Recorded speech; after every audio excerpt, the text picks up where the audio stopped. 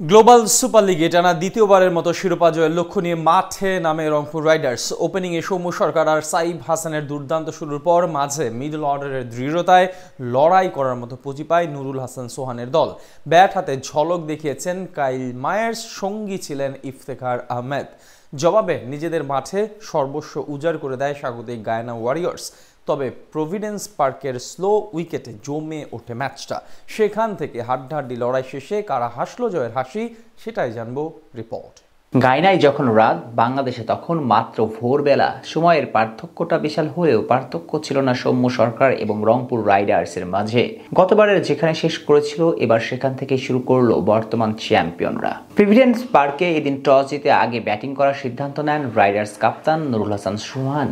স্বাগতিক দল Guyana Amazon ওয়ারিয়র্সের বিপক্ষে ওপেনিং নেমে শুরুটা দারুণ করেন দুই বাংলাদেশি ব্যাটার সৌম্য সরকার এবং সাইফ হাসান। বিশেষ করে গতবারের সেরা ক্রিকেটার সৌম্য এবারের আসরে ছিলেন বেশ সাবলীল। দুইজনের দৃঢ়তায় ভালোভাবে এগিয়ে যাচ্ছিল রংপুরের ইনিংস। পাওয়ার প্লেতে কোনো উইকেট না হারিয়ে তুলে 40 রান। অষ্টম ওভারে এসে তাদের উদ্বোধনী জুটি ভাঙেন গুদাকেশ মতি। এই বাঁহাতি স্পিনারের বল ডিরেক্ট বোল্ট হয়ে 18 রান করে বিদায় নেন সাইফ হাসান।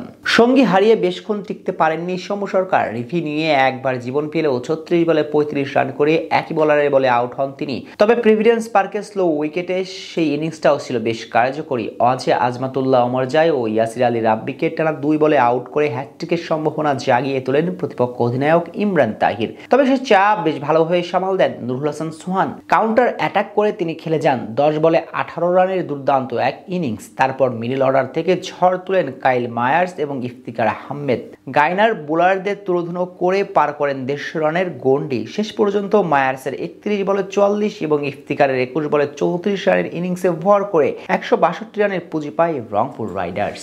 জবাব দিতে নেমে গায়নার হয়ে শুরুটা দারুণ করেন দুই ওপেনার জসন চার্লস এবং রহমানুল্লাহ গুরবাজ। তবে তাদের বেশি আগাতে দেননি আজমতুল্লাহ উমরজাই। তার বলে উইকেটের পিছনে ক্যাচ দিয়ে মাত্র 8 রান করে বিদায় নেন গুরবাজ। তবে এক প্রান্ত আগলে রেখে দ্রুত গতিতে রান তুলতে থাকেন জসন চার্লস।